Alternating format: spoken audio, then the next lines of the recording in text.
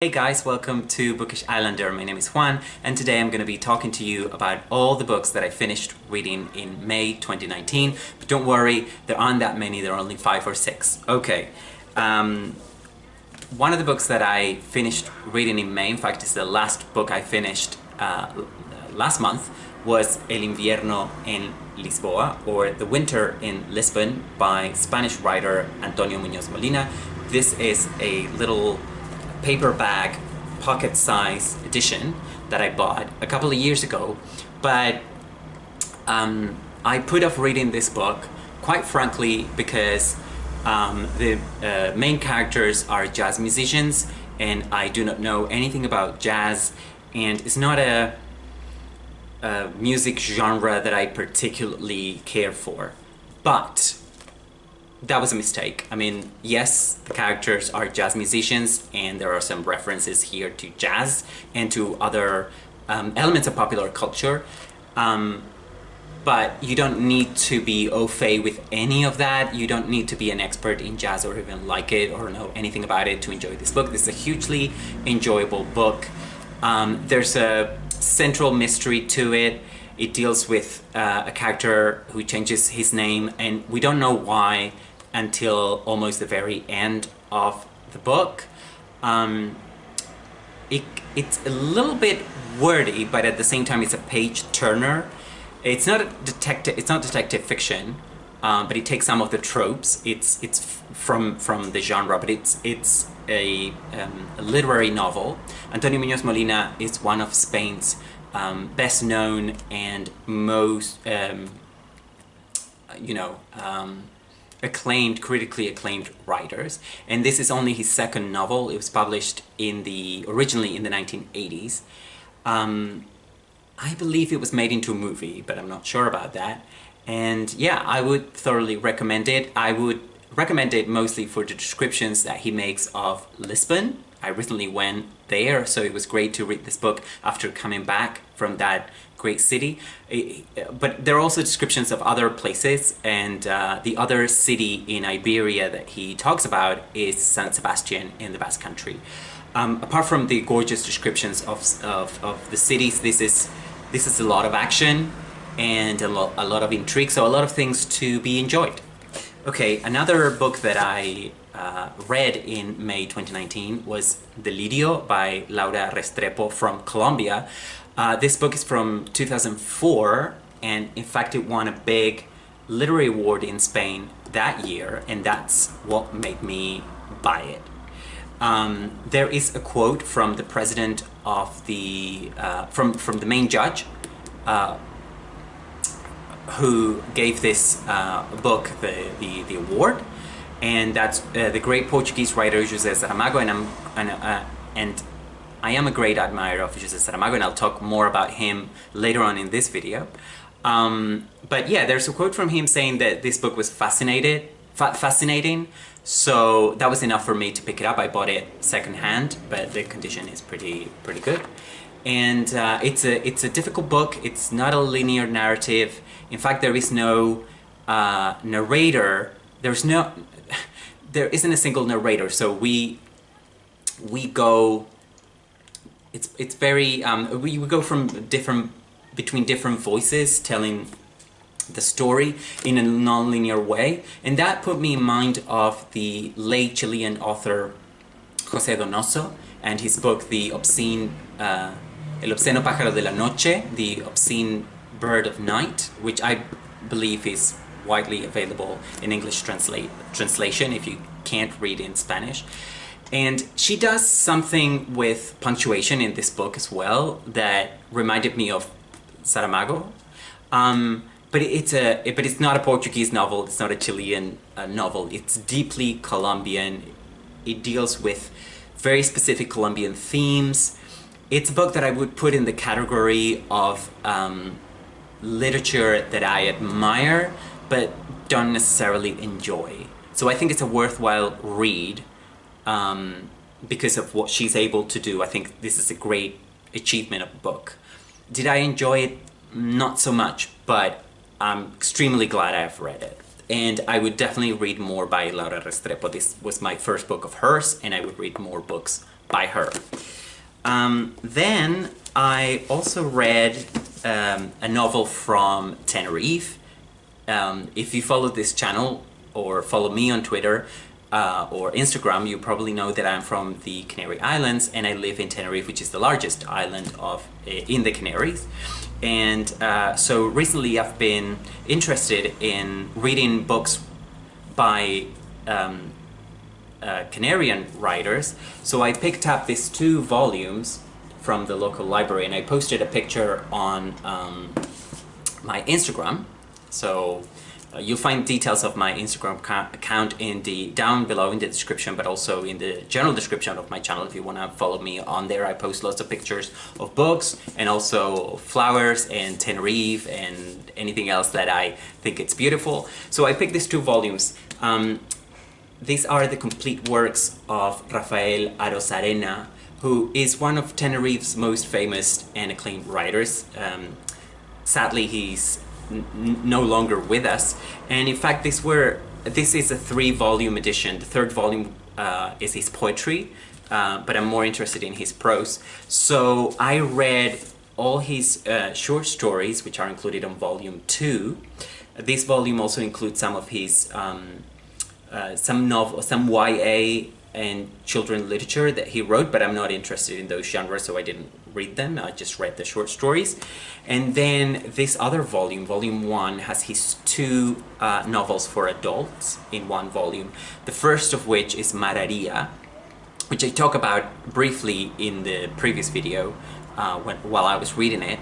And this was a reread. It was the 2nd time that I read Mararia. It's a fascinating novel set in the island of Lanzarote, which is a haunted volcanic island. I mean, all the islands here in the Canaries are volcanic, but that becomes unavoidably obvious and, you know, impossible to avoid in Lanzarote. If you've never been to Lanzarote or you don't know what it looks like, I would suggest you Google it. Go to Google Images and find pictures of Lanzarote and see all those crazy volcanic and remote landscapes. Mararia is set there in the 20th century. It's a great novel. I enjoyed rereading it. If you can read in Spanish, I would recommend it. I don't know if it's been translated into English. I believe it has been translated into German. But if you can read in Spanish, I would recommend it. And not just because this writer was from the Canary Islands. And now I'm reading the 2nd novel, but I won't, in this volume, but I won't talk about that because this is a wrap-up for what I've actually finished, and I haven't finished that one yet. Okay, so those are, I believe, all the physical books that I read in May. And then I read 2 ebooks, and the first of which was by José Saramago. So I mentioned him earlier, and the novel is O Ano da Morte de Ricardo Reis, or The Year of the Death of Ricardo Reis. This is widely available in any language you can imagine because José Saramago is Portugal's best-known contemporary, well, or 20th century writer, and 21st. What can I say about this book? This book is it tells a fictional. It tells you it tells the story of fictional encounters between a poet called Ricardo Reis and Portugal's main poet from the 20th century, Fernando Pessoa. Of course, these encounters never happened, as they were told by Saramago, only that they did, because Ricardo Reis didn't exist, only that he did. And if you're confused about this, don't be. Saramago himself was confused about this when he started writing the book, but then he found out the truth. The truth is that Fernando Pessoa, as probably many of you already know, used heteronyms. So he didn't write... So what are heteronyms, first of all? It's a concept and a word that he invented and has been used by other writers since. But a heteronym is a lot more than a pseudonym or a pen name. Okay, you can have a writer who chooses to publish his or her books under a different name because either because those books belong to a specific genre and they don't want their name to be associated with that genre, because they want to keep their privacy, because of commercial reasons they think their books are going to sell better with under another name. There can be many reasons. Those are pseudonyms or pen names. That's not what Fernando Pessoa did. Fernando Pessoa created different personalities, each with a different name, and Ricardo Reis was one of them, and those Pessoa himself, under those heteronyms, wrote in completely different styles, and to the point that people like Saramago himself can make the easy mistake of thinking they're reading a real poet that lived and died. And okay, Ricardo Reis was a real poet, only that he was Fernando Pessoa. Okay, I hope that made sense. So in this book, the heteronym and the actual person meet. The heteronym, Ricardo Reis, comes back from Brazil at the beginning of the book. He comes back to a very rainy Lisbon. And then you have this wonderful, poetic, moving, atmospheric, philosophical, gorgeous novel that I couldn't recommend more. Okay, so that's The Year of the Death of Ricardo Reis, or One of the Morte de Ricardo Reis, by José Saramago, Nobel Prize for Literature. And then I read, there are two more books actually. Then I read a Brazilian classic, let me just finish with the Portuguese language books, called O Cortiço, and in English I believe it has been published as The Slum. It's a book by Aloysio Azevedo, and this is a book from the 19th century, and it tells about the building of one of those slums that sadly everyone who thinks of Brazil would think about, even if you've never been to Brazil. I've never been to Brazil, but I know that all the major cities, and possibly even smaller cities, are surrounded by these terrible slums where people live under the worst conditions. So here we have something from the 19th century. We have the beginning of that. So this is a naturalist novel, which is rare in Latin America because if you've studied literature anyway, naturalism is something that we find mostly in France. There's a bit in Portugal and in other countries too, of course. But in Latin America, it's very rare. So this novel, The Slum, it's a naturalist novel, which means that we're not spared all kinds of details about the miserable conditions of these people. But don't be put off by that. It's still a funny and moving book in turns. And of course, the slum is the main character here. There are some specific characters. The main character, if you take the slum out of the equation, which is impossible, the main character would be João Pedrão, and but there are others. There are Portuguese immigrants, there are Brazilian natives, there are even still slaves. And yeah, if you're interested in Latin America, if you're interested in Brazil, if you're interested in naturalism, I would recommend this book, The Slum, or O Cortiço by Aloysio Azevedo. And then the last book that I wanted to talk about, which is actually the first book I finished in May, is The Friend by Sigfrid Nunez. I don't have a lot to say about this book because, well, mostly I think I'm late to the party. This was a book that was hyped last year, I believe, in 2018. I remember seeing a lot of booktubers talk about it, and that's probably why I wanted to read it.